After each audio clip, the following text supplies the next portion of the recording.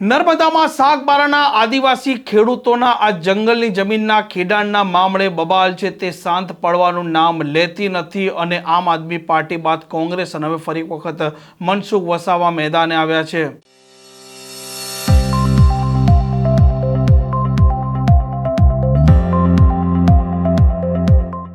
નમસ્કાર, આપ જોઈ રહ્યા છો હોટલાઇન ન્યૂઝ અને હું છું આપની સાથે તોફિક ગાંચી। નર્મદાના સાગબારાના આદિવાસી ખેડૂતોની જંગલની જમીનના ખેડાણનો મામલો છે તે દિવસે ને દિવસે ગરમાઈ રહ્યો છે, કેમ કે ચૈતર વસાવાના પત્ની તેમના સાથીઓએ આ આંદોલન છે તેની મુલાકાત લીધી હતી અને ગત રોજ ધારાસભ્ય અનંત પટેલ અને તુષાર ચૌધરીએ પણ મુલાકાત લીધી હતી અને ભારતીય જનતા પાર્ટીમાં રહેલા તમામ આદિવાસી ધારાસભ્ય અને સાંસદ રાજીનામું આપી દેવું જોઈએ તેવો ચાપકો પણ અનંત પટેલે માર્યો હતો। હવે મનસુખ વસાવા મેદાનમાં આવ્યા છે।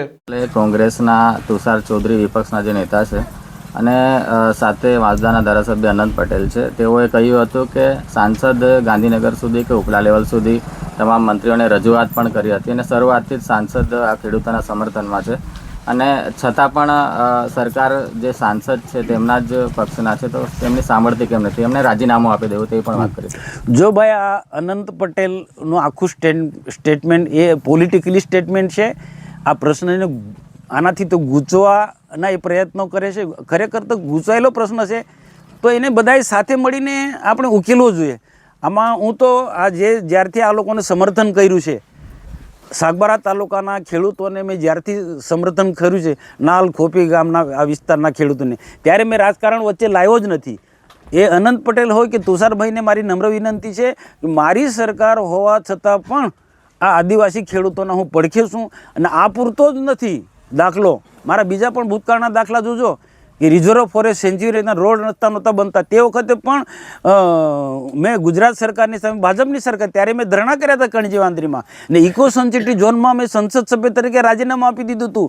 આ અનંત પટેલ સમજી લે ભાઈ, ઇકો સેન્સિટિવ ઝોનના મુદ્દે મેં સંસદ સભ્યમાંથી રાજીનામું આપી દીધું। સંસદ સભ્ય મારા માટે ગૌણ છે। મારી સરકાર હોવા છતાં પણ સાગબારા તાલુકાના ખેડૂતોના હું પડખે છું અને જેટલી પણ મારી ક્ષમતા છે, મારી સમજ શક્તિ છે એ રીતના સરકારને હું અપીલ કરવાનો છે। અને અનંત પટેલ રાજીનામે આપવાથી પ્રશ્ન સોલ્વ થઈ જવાનો હોય તો ચાલો હું રાજીનામું આપી દઉં।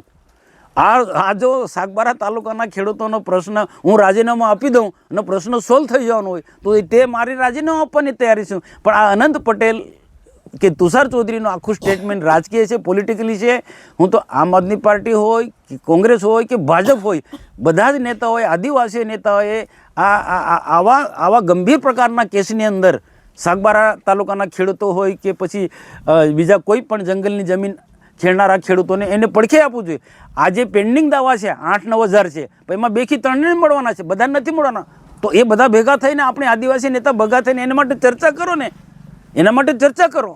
આ નાલ ખોપી સાગબારા તાલુકાના જેવો જ ગંભીર પ્રકારનો આવનારા દિવસોની અંદર જે પેન્ડિંગ દાવાવાળાનો થવાનો છે, આ સ્થિતિ પેન્ડિંગ દાવાવાળાની જ મેં અગાઉથી હું કહું છું કે બધાને પેન્ડિંગ દાવાવાળાને બધાને જમીન નથી મળવાની, એ 2-3 હજાર લોકોને જ મળવાનું, તો બાકીના લોકો ક્યાં જશે? તો આપણે આને બધાને જ ખબર છે। હું તો કહું આ બધા જ ગુજરાતના મોટા નેતાઓ, એમાં ભાજપવાળા હોય, કોંગ્રેસવાળા હોય કે આમ આદમી પાર્ટીના, આ બધા જ લોકોને ખબર છે કે આવનારા દિવસોમાં પણ કોઈને કોઈ આને બોલતું નથી।